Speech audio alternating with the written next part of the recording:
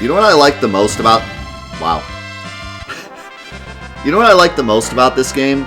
Like, if I had to pick one thing out of everything about this game that I like the most, you know what it is?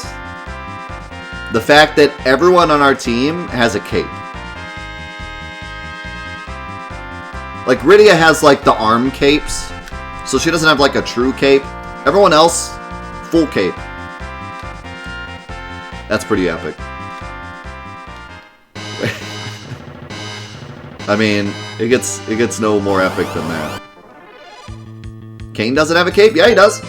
He has a cape. It's a little hard to see, but it's there. Cape confirmed.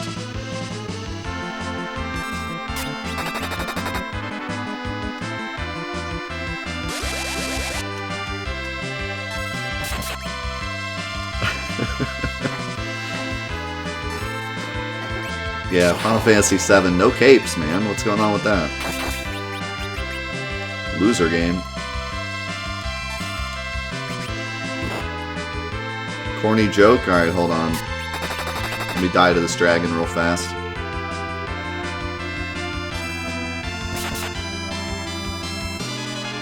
Vincent does have a cape, that's true. And he's a vampire.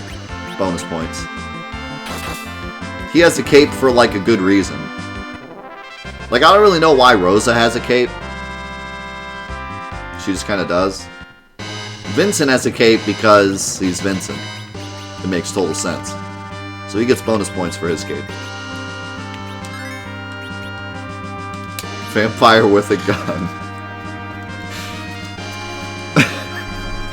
I kind of wonder, like, in the very early stages of Final Fantasy VII, who it actually was that just... I mean, it might have been Nomura, but whoever just came up and was just like, alright, get this. Vampire, cape, gun.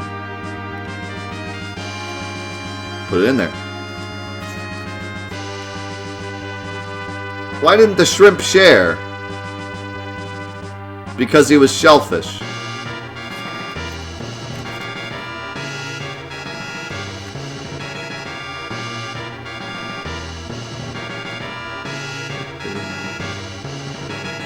Bum, bum, bum, bum, bum. Yes. Pretty good. Yes. Thank God. We don't have to walk all the way out now. Get this. Alucard. But he turns into monsters.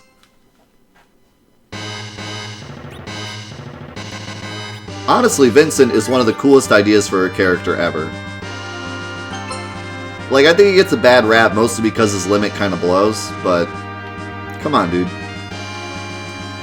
Like, he's a vampire with a gun that turns into stereotypical horror-themed monsters. Like, come on. What a perfect character. What a genius idea. Like, come on. Final Fantasy IX, kid with tail. Final Fantasy VIII, grunge band characters. Like, come on. They really went downhill. Like, they really went downhill from vampire with gun turning into chainsaw guy. Come on. Okay, I'm gonna stop you right there. Quina. Okay, Quina's a bit yikes, but Quistis is a hot teacher with a whip. Come on. If that's not character design brilliance, I don't know what is. That is genius. Why did the cookie go to the doctor? Because it felt crummy. Okay, is this a wand? Is this a staff? We're dead. Woe to those who seek to gain the Lance of White. Okay, so this is like the other one. Plague. Oh, this song. Oh, we're dead. Oh, no. Oh, no. Oh, no. Oh my god, this goes so fast, too. What?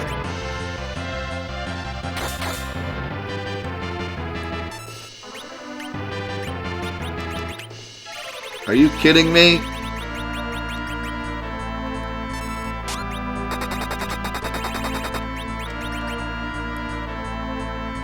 Bambalam, please! Kill this monster, please. Kill him, please. Kill him, please. Kill him, please, before we die. Kill him before we die.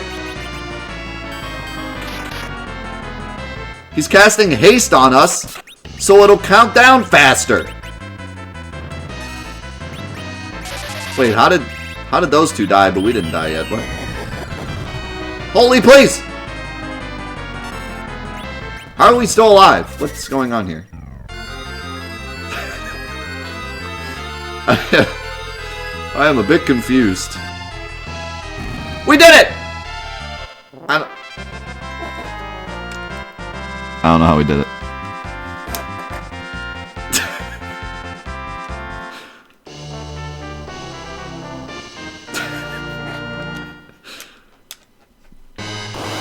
Oh my god, I took one step. Are you kidding me? No. Get out of here. Holy cow. Dude, I called Sylph when Rydia's counter was at 0 and I still got it off somehow. I have no idea what just happened.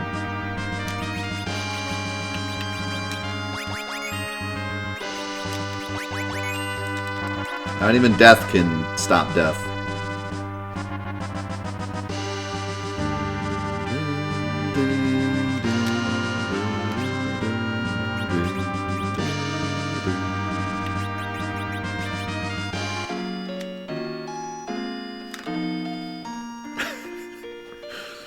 That was something.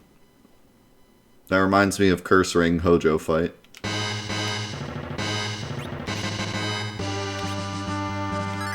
Alright, well I want to go back and find that sword still.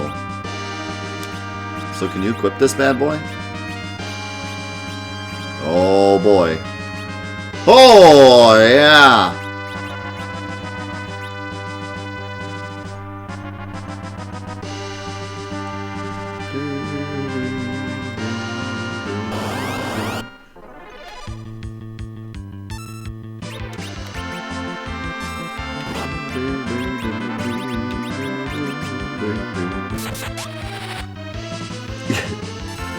Speaking of death not being able to stop death, I realized something kind of funny the other day. I know a lot of people here don't play League of Legends. I don't play it a ton anymore. But I realized the other day that my main... That damage. My main in League of Legends is Kindred. And in League of Legends lore, because anyone cares about that, Kindred is literally the spirit of death. And I just realized yesterday that it fits the name.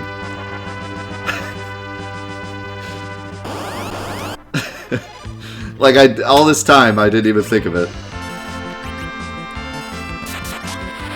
This is shower thoughts with Death Unites Us.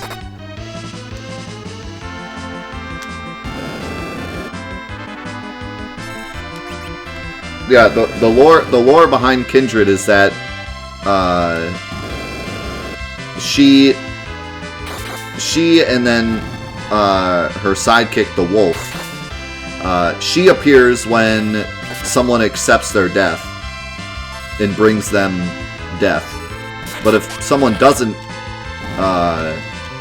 accept their death, then Wolf hunts them down and kills them instead. So it's like the dual nature of death. And she is the spirit of death. She only appears when people are meant to die.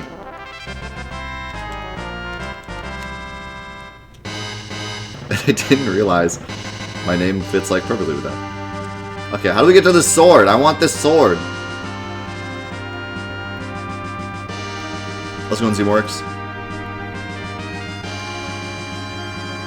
It's not this way, right?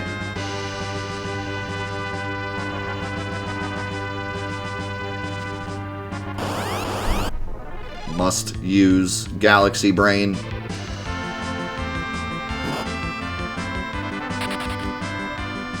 The problem is, Cecil already has the Excalibur, so what... Or, sorry, the Excalibur. So what could we possibly find that's better than the Excalibur? It's the Excalibur. See a double? The better Excalibur. Double Excalibur. What is that giant staircase over there?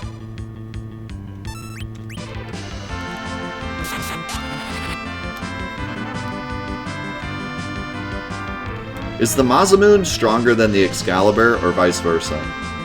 In lore sake. Isn't the Excalibur supposed to be the ultimate sword? Isn't there supposed to be nothing stronger than the Excalibur? The Masamune is just like a legendary sword. I don't think it's on the level of Excalibur.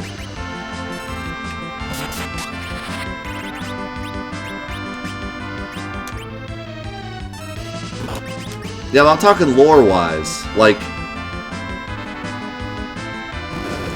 according to the ancient prophecy, which one's stronger?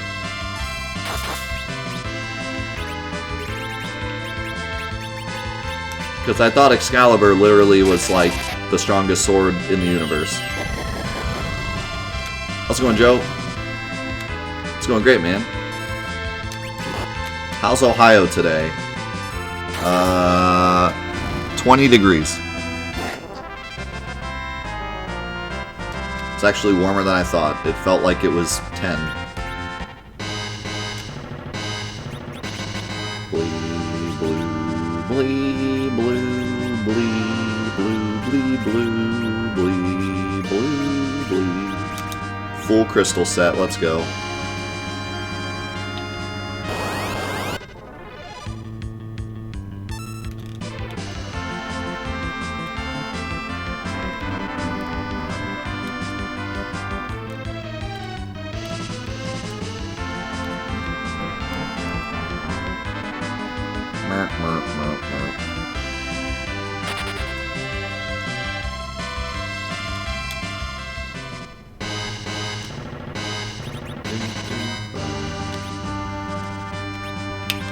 -3, excellent.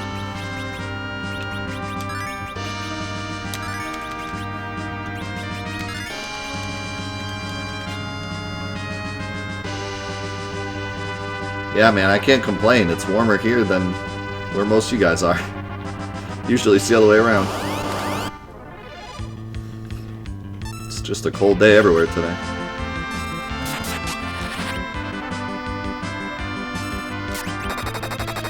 It's 35 degrees in Houston. Houston, we have a problem.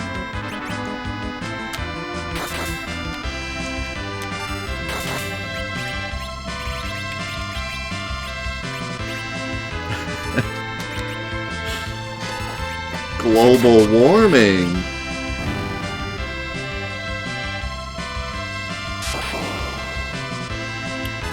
There's always that one guy.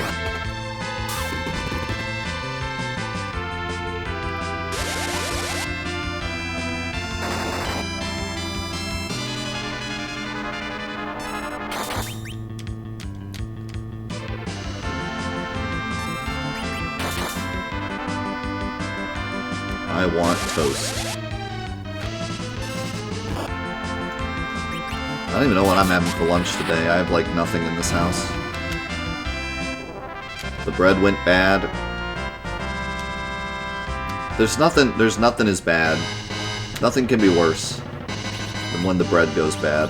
Because the bread is the ultimate backup plan. Whenever I don't like have nothing to eat, bread is always a good backup. You can put anything on bread and eat it. Even if you have nothing to put on the bread, you could just put the bread in the toaster and eat it. It's the ultimate backup. But I don't have bread, so, like, I'm screwed. It's all over for me. When the backup is gone, now what?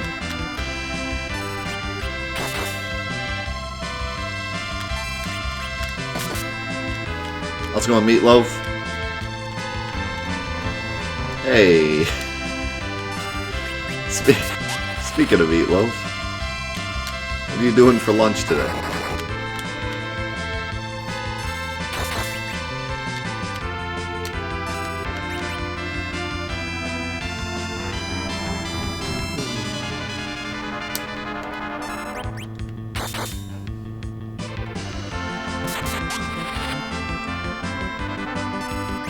Cecil!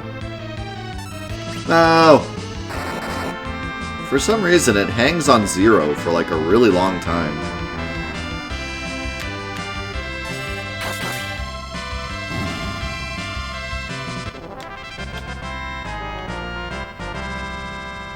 I almost wonder if, like, it hangs on 0 until it's your turn or something, and then you die. Because it oddly sits on 0 for way longer than any of the other numbers. Maybe they just figured that'd be nice to give you, like, a long warning before it kills you.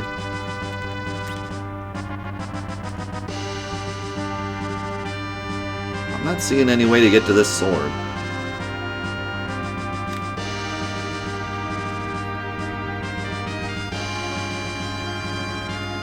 It's up there, isn't it? It's right there. So I need to be up a level.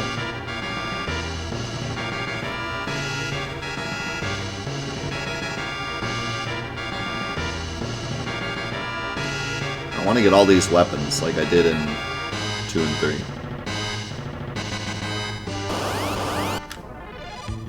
3. Or wait, was it just 3? I think it was just 3.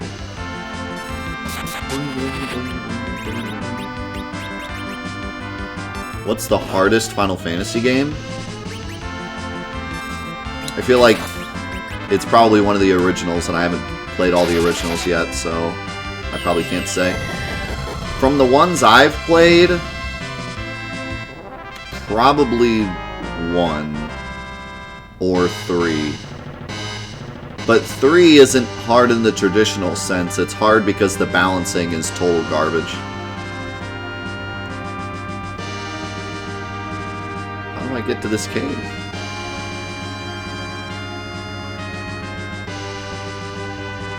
But, see, that's kind of the problem with all RPGs. It's hard to call an RPG hard because you can always grind. So, like, usually I base the difficulty more on the balancing and, like, how much you need to grind before it gets easy. Yeah, and it's super subjective, because, like, here's the problem with RPGs, okay? Scenario number 1. Somebody figures out the puzzles really quickly and figures out exactly where to go really quickly. You might say that they would call the game easy, but then, because they figured out the puzzle so fast, they end up being under-leveled for the bosses, and then the bosses end up being hard, and then they call the game hard. Scenario 2, someone gets stuck on the puzzles for a while, but then they power level on accident, and then the bosses end up being easy, and then they call the game easy. So it's like, it's hard to really say. It really just depends on your own personal experience.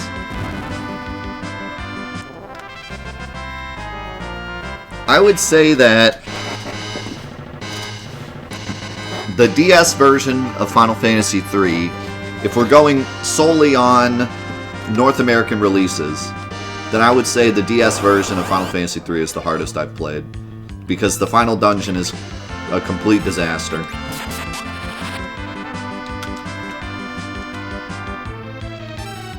And I think Final Fantasy I would be a close second, because if you don't do the Bahamut quest, or you're not prepared for the ice dungeon, you can get totally creamed and have no idea why.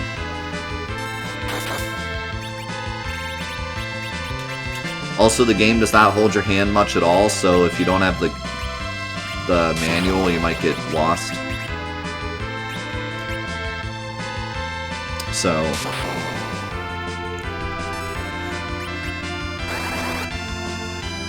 I would say those two, but it, you know, it's subjective, and also I haven't played all of them yet.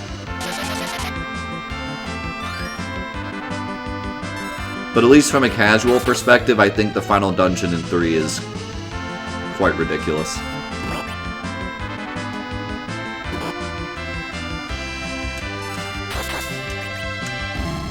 I don't think Final Fantasy VIII is that easy, but it's also very easily broke. It's the easiest to break.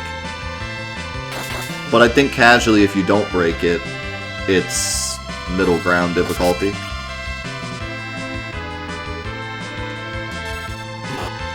It's not very hard to figure out where to go in Final Fantasy VIII. It's pretty linear. It kind of just like, you kind of just fly to the next city that's closest to you. For pretty much the whole story. There isn't much backtracking.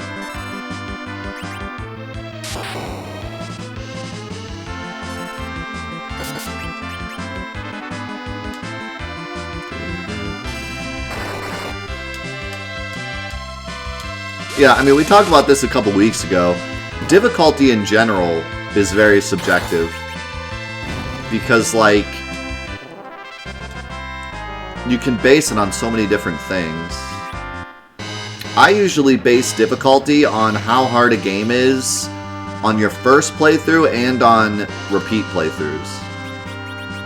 So, like, for example, I would call Super Meat Boy a difficult game.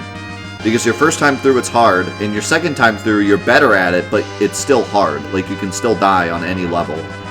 Jumps are hard. They're usually pretty, like, precise. And you need to hit the button at the right time. It's not a easy task, no matter how much practice you have. So I would call that a hard game.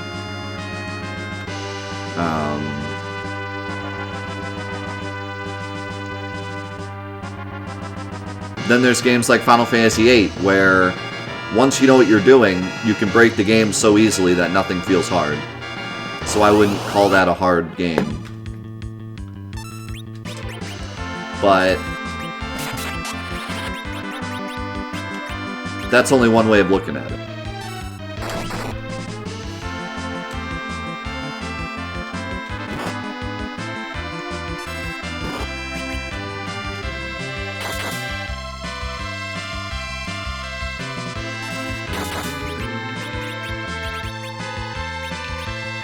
Let's try Nuke.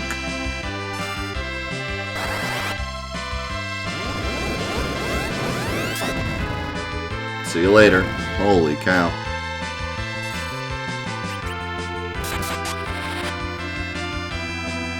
I found hard mode pretty hard on the remake, actually. No, I went straight into hard mode, so that was part of the reason why it was difficult for me. But yeah, like especially the final boss on difficult kicked my butt.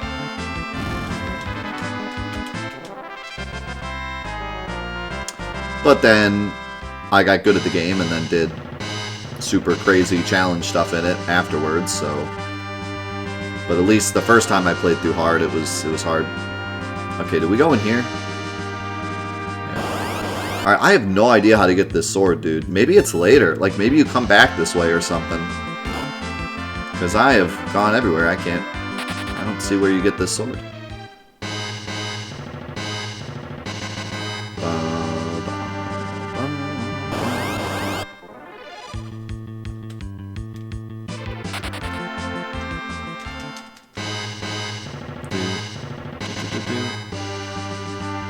I didn't get this. What do you guys think is the easiest Final Fantasy game? Because I've always said 7, and I think I still think it's 7. But I'd be interested to see if any of you disagree.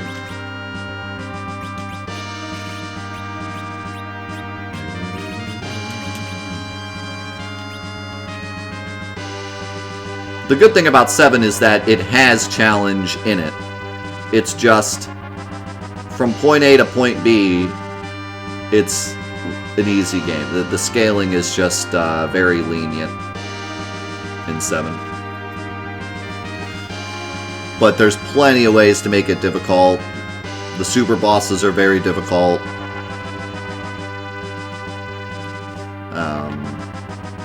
So, like, it doesn't ruin the game by any means.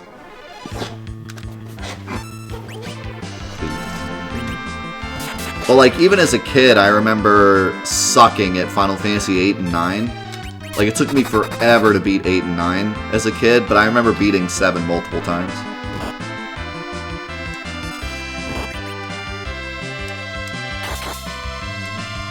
A lot of you guys are saying 15.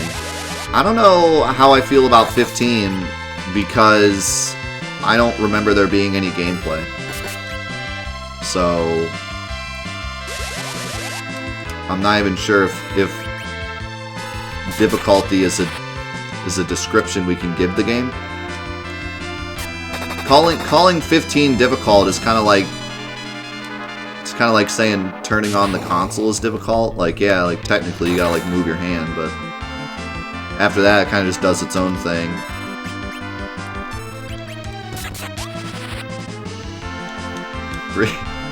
Yeah, like breathing can be hard if you get like punched in the stomach, but normally your body just kind of does it automatically.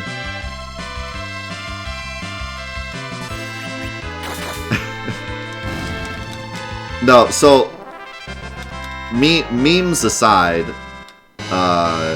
what I've heard about 15 is no matter how difficult you try to make it on yourself, items are just so completely broken that the game becomes just like impossible to lose.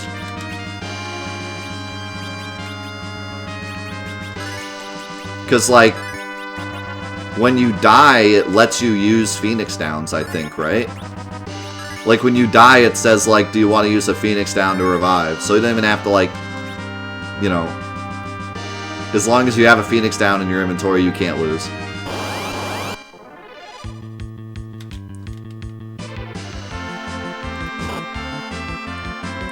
So, yeah. Yeah, I could see that. I could see calling 15 the easiest for that alone. Alright, no idea how I get to this. Because there's no way to get up to that. Unless there's a secret in this room. Yeah, like it's nearly impossible to game over, so... If we're talking difficulty...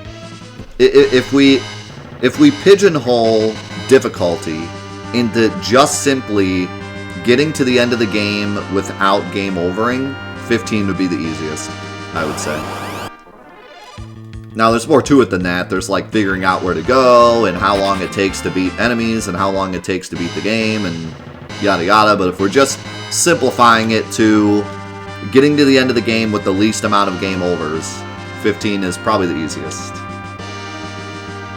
Oh, wait. Did I go... Oh, I did go this way. Well, what the heck? Is there, like...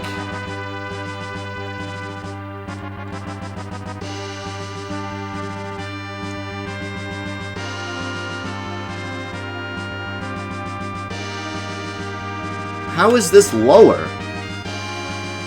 Dude, this dungeon doesn't even make any sense. Oh, I guess it would be, though. Because I did go down those stairs.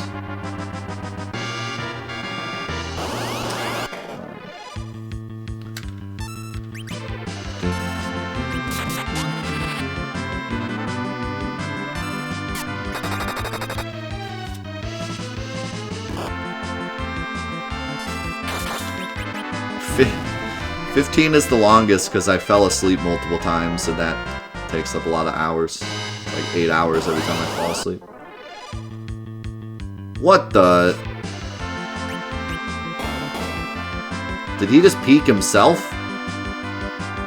What did I just witness? Why is his name Tricker? What am I fighting? Should I be worried? How's it going, not bad? Why does he keep peeping himself?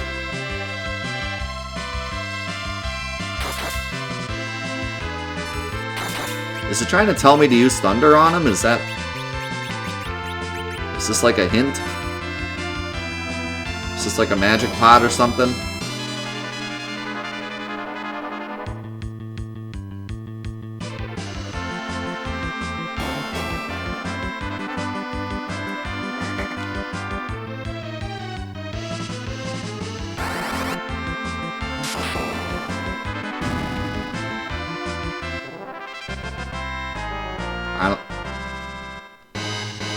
I don't understand what I just thought.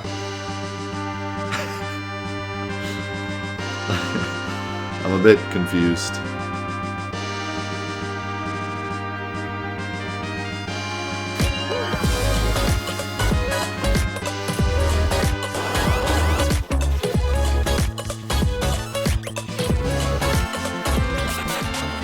Yo, Vladimir, thank you so much for the Twitch Prime. Appreciate it a lot, man. Welcome to the crew.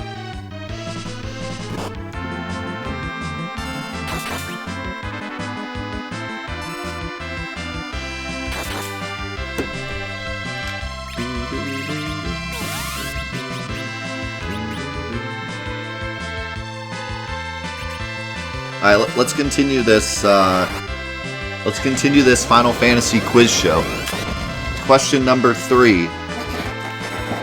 We talked about the hardest and we talked about the easiest. Now, which one is the hardest to put down?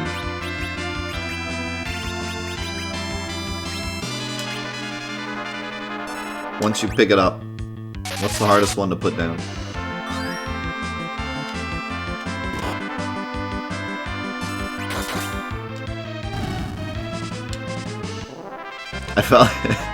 I felt like it was going to be a tie between 7 and 6.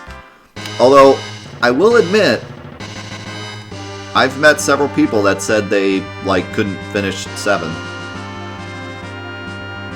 And I really haven't met anyone that said they didn't finish 6. So maybe 6 wins out slightly. Then again, 7 is more popular, in a way, or at least for the people that I talk to, so it would be more reasonable to hear more people talk about not finishing 7. I think that Final Fantasy VII is one of the best paced games I've ever played. And I think that's part of the reason why a lot of people are saying 7. Final Fantasy VII comes from a mystical time where Square Enix had any idea what pacing was. Because nowadays, never in my life have I seen a game worse paced than Kingdom Hearts 3. And I mean that with every... I've never in my life have I played a game with less pacing issues, or more pacing issues.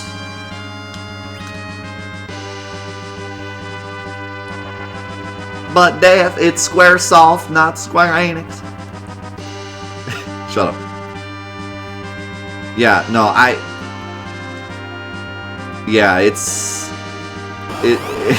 it's not just a good example, it is the example.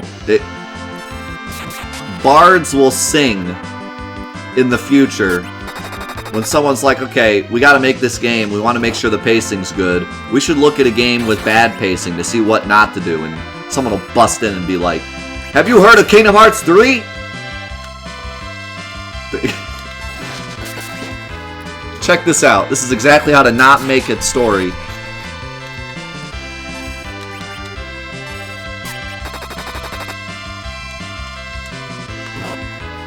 I still can't believe. I actually can't believe that game. I love Kingdom Hearts 3, and I love Kingdom Hearts in general so much, but man, I never in my life will I ever play a game that bad in terms of pacing. Like, holy cow.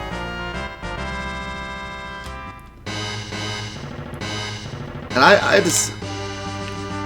There had to have been some kind of crazy thing going on with Disney. Like, Kingdom Hearts, or Square Enix must have come up to Disney and been like, here's the story. We worked on this for like 20 years. What do you think? And Disney was like, let me see that. There's not enough, let it go. Redo it. Because there's no way. There's no way anyone looked at that and was like, this is it. Let's do it. Publish it. There's no way. It's impossible. I refuse to believe it.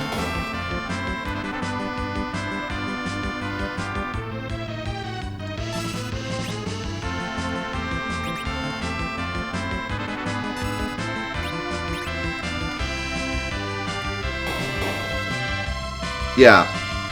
For those of you that didn't play Kingdom Hearts 3, I won't spoil it because I know a lot of you guys are looking to get into Kingdom Hearts, especially since the PC version was announced. So I won't spoil anything. But basically, in Kingdom Hearts 1, yeah, it was announced yesterday, Rage. It's actually like super awesome. Ha ha ha! Thanks a lot! It's my turn now. What do we do? What have we done? What have we done? What have we done? What? He cast haste on himself and that's it. Oh! Oh no! No! Hey! Hey! Hey! Hey!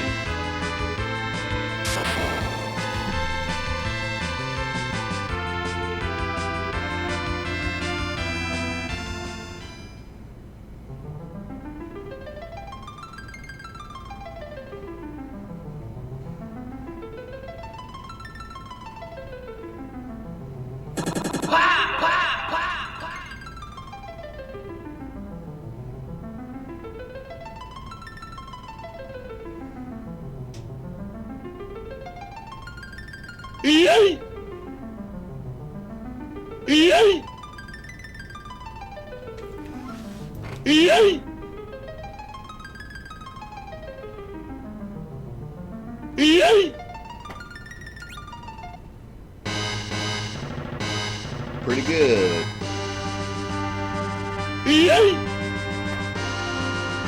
Pretty good.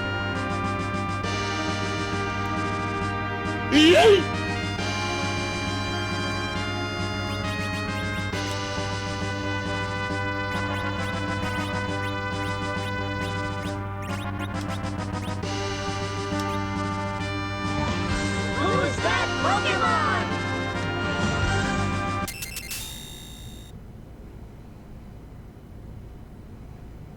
Pretty good. This sacred ribbon shall not be within your hands.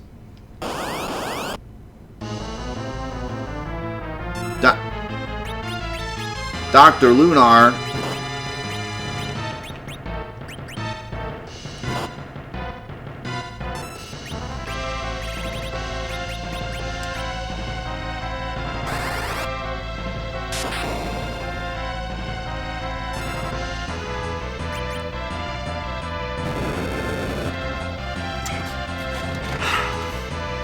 I don't want to talk about it. No, seriously, I don't want to talk about it. What? Why?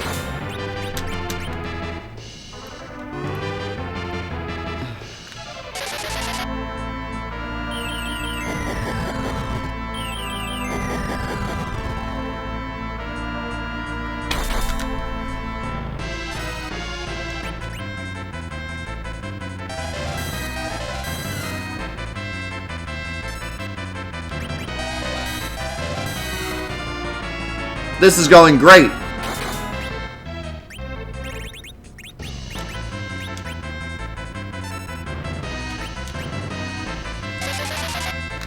Dude, that enemy did nothing but peek itself, and then I don't what.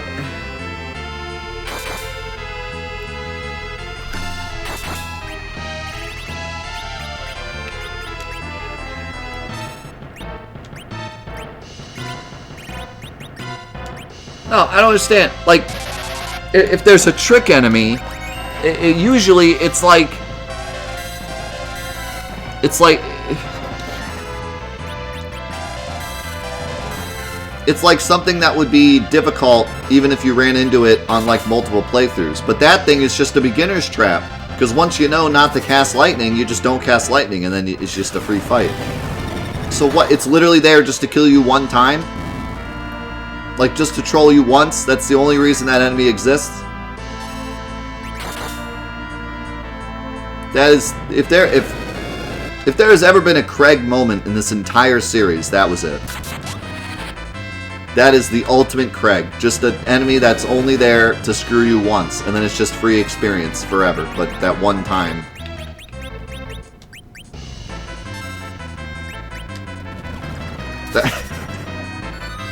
We have reached peak Craig.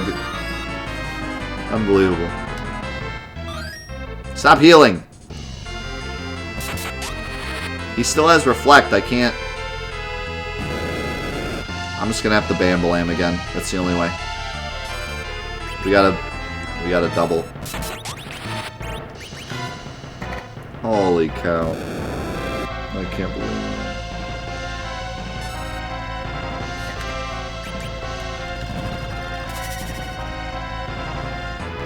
Oh.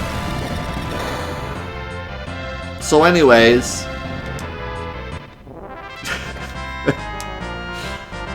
So Kingdom Hearts, right?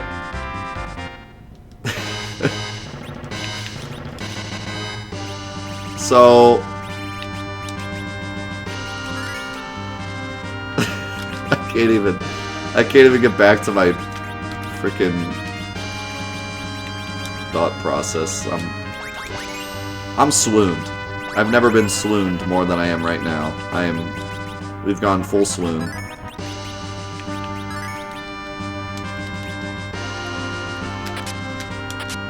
Double ribbons? Dude, double prizes.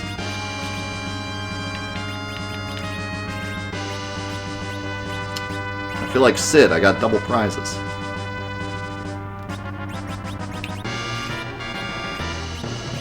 Can you guys equip the ribbon? I wonder if the ribbon does the thing. You know, the special thing. Getting rid of status ailments.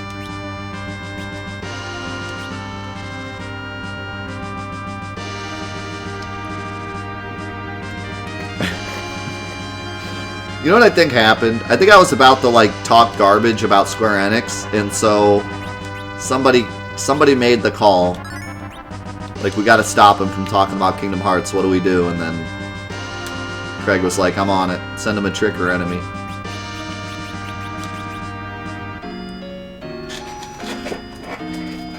Send Craig, he'll know what to do.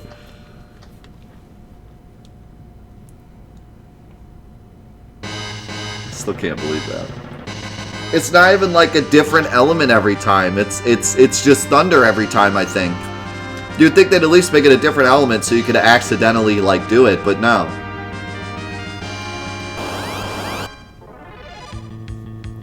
Oh my god. Alright, so Kingdom Hearts, right? Without spoiling anything, Kingdom Hearts 1 is basically you go around to different Disney worlds and help out Disney characters, but at the same time they drop little information about the actual story to the game separate of the Disney characters, the Kingdom Hearts story. And then in the end, you do stuff that's just Kingdom Hearts related and not Disney related. So that's how they balance it. You go to a Disney world and you help Jack Skellington fight Oogie Boogie, and then you'll learn a bit more about the Kingdom Hearts lore, and then you'll go help Peter Pan fight Captain Hook, and then you'll learn a bit more about the Kingdom Hearts story, and then in the end, you go to a world specifically made for Kingdom Hearts, and you do Kingdom Hearts things, right? In Kingdom Hearts 2, they do the same thing, but it's a lot more Kingdom Hearts based, and in fact, they drop a lot more like Kingdom Hearts stuff in the Disney worlds. There's a lot of characters, Disney or Kingdom Hearts characters that show up in the Disney worlds, and most of the time, the stuff that goes wrong in the Disney worlds is Kingdom Hearts related. So instead of like going to Wonderland and having the Queen of Hearts causing all the problems, instead you'll go to Pirates of the Caribbean and a Kingdom Hearts character is doing bad things and you have to stop him. But then the Kingdom Hearts character also teamed up with Davy Jones, and so you have to fight Davy Jones and the Kingdom Hearts character, right? So they tried to intermix it a bit more. Kingdom Hearts 3 is 30 hours of Disney with practically no Kingdom Hearts related anything.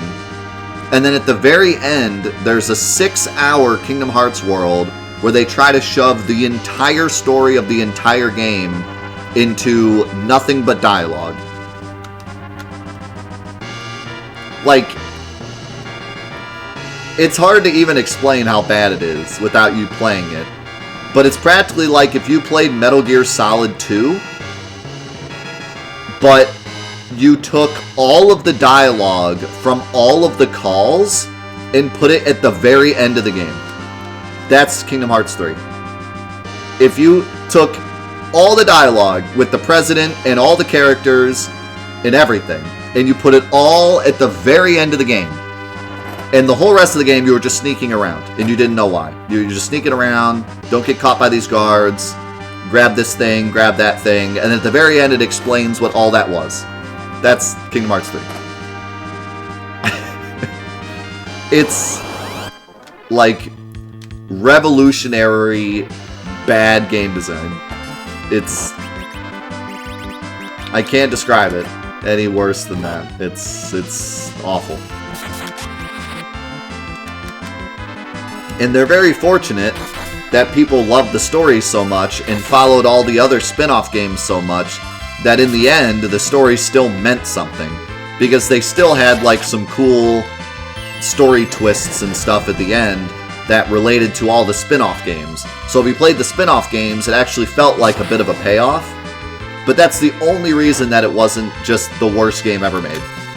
Because if it was trying to tell its own story, you'd be so lost. And you're still so lost, but at least you get something out of it. Because they spent so much time telling the story through all these other side games over the past 10 years. So, but yeah, it's bad. It's so bad. And it's also fortunate that it's a really well-made video game, and the combat is good, and the graphics are good, and the music is good, and the Disney worlds are fun, and the DLC was incredibly well-made, except the first part. So in the end, it ended up being a pretty good experience, but man, I'm telling you.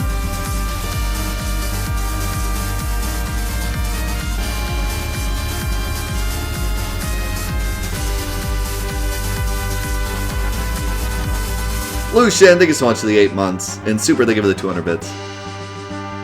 Yeah, man, if you're in like game design school, and your teacher is like, I want you to write a report about something that was really bad in a game, you could write a 50-page essay on how bad the story pacing is in Kingdom Hearts 3. You get an A+ on that paper. Actually, you could probably just have a blank page that says Kingdom Hearts 3 in the middle, and he'd give you an A.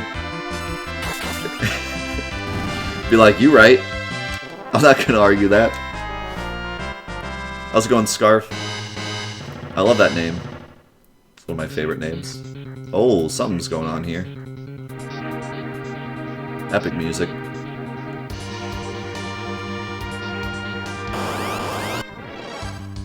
Whoa, whoa, whoa, whoa!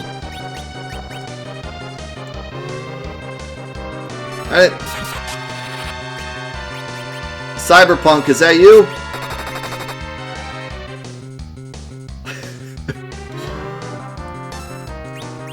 Wait, did he just cast wall on us?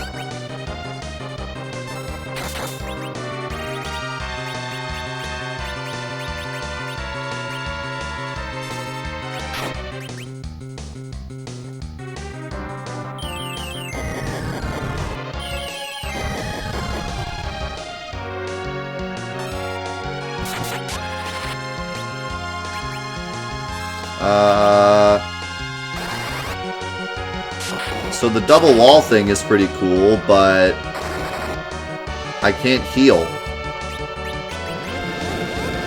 Oh god.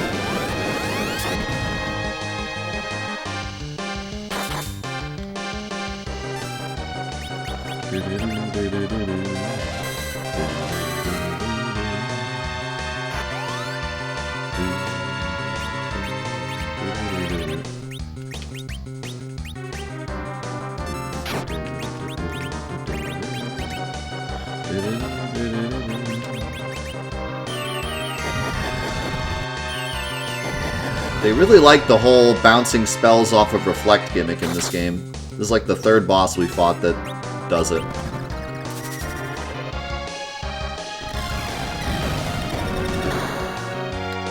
Bam-ba-lam!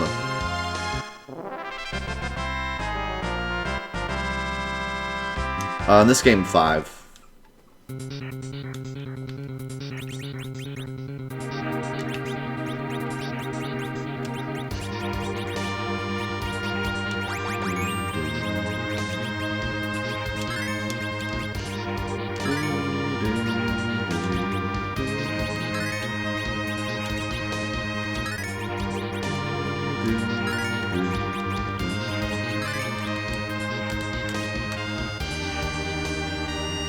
I got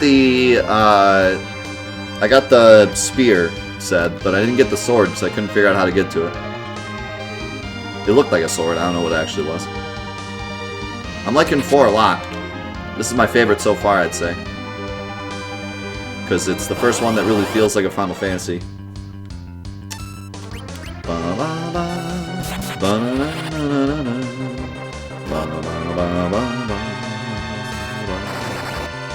So, I'm getting these boss monsters, and I'm also getting this boss music, but I think I can run.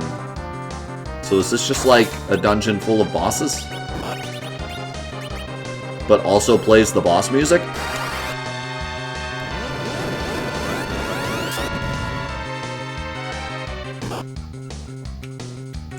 Is this the one with the crystals? Yes.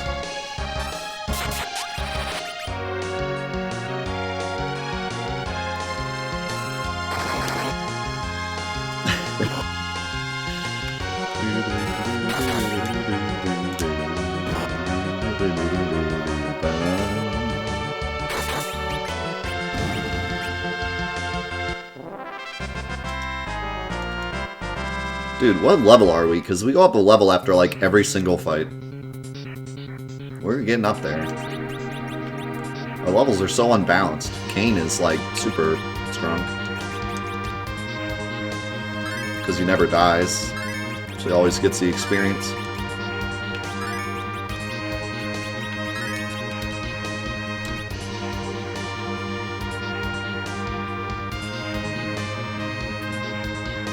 Oh, I'm a bit spooked. I'll be honest.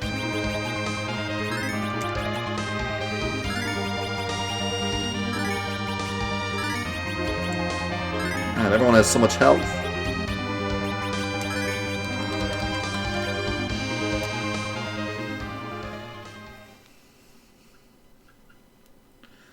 You think that you, the ones from the blue planet, can handle this blade of black, Masamune?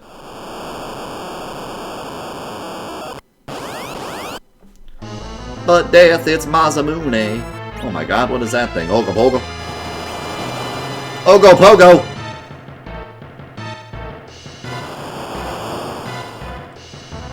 Ow. Can we not do that again? Thanks. Appreciate that.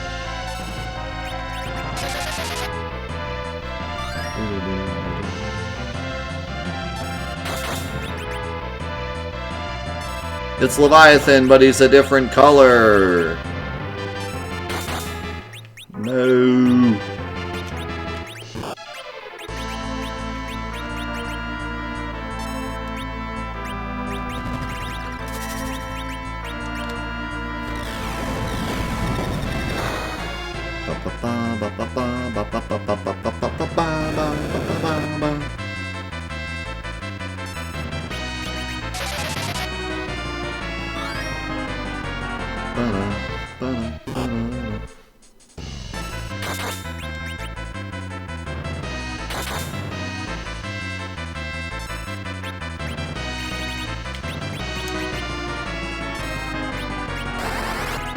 By the way, the audio is still good on your guys' side, right? We're not getting any lag.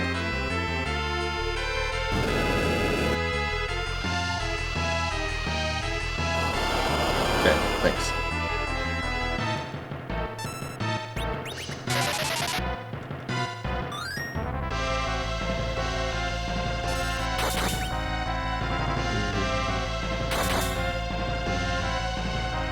Great audio. We can fix that. Don't worry.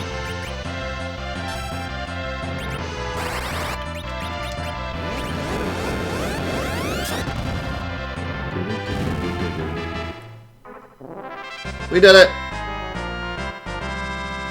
Edge is dead. I wonder if Edge gets the Masamune.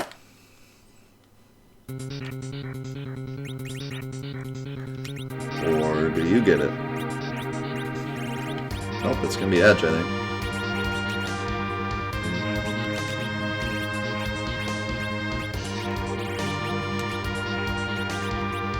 Now the question is... Ninja or Full Moon? Ninja does more damage. So I guess we do Masamune and Ninja together. He's gonna be a force.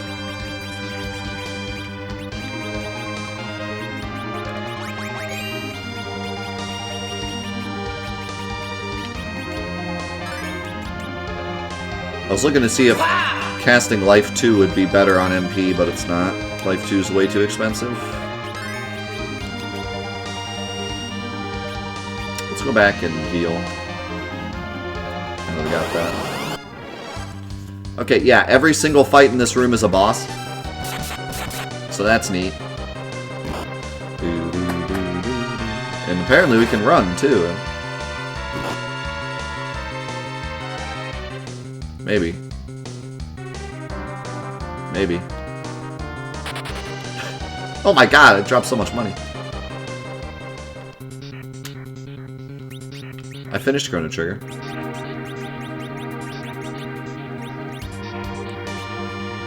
What was I gonna do? I was gonna do something, I forget what it was.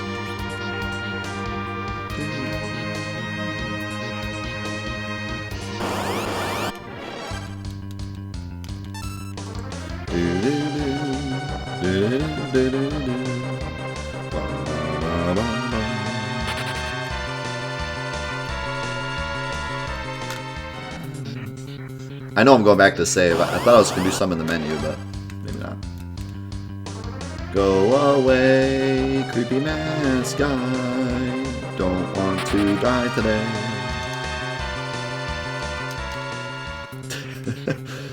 I'll never finish Chrono Trigger.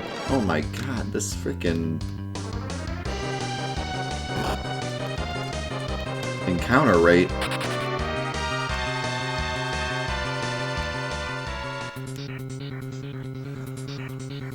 What's up, OMG? Get me out of this room.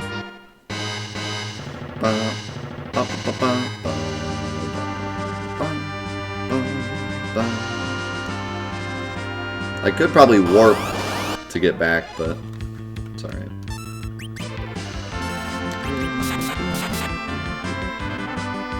Edge, you don't even do that much more damage with the Masamune.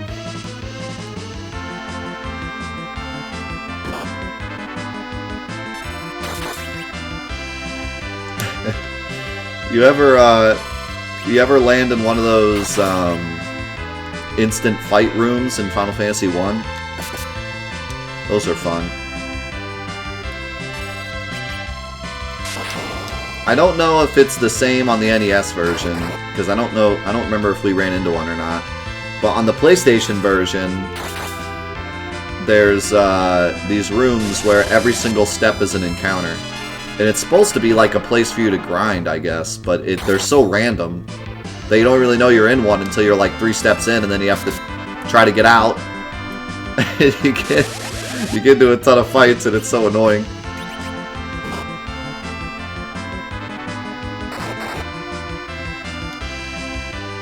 This is going well.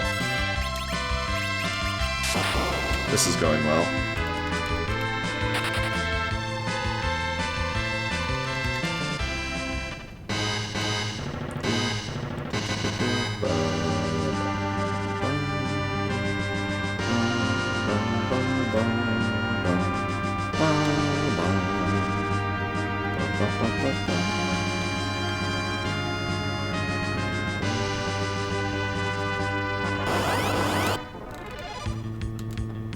Oh wait, yeah, you're right, that was the save room, shoot. I was thinking it was further back.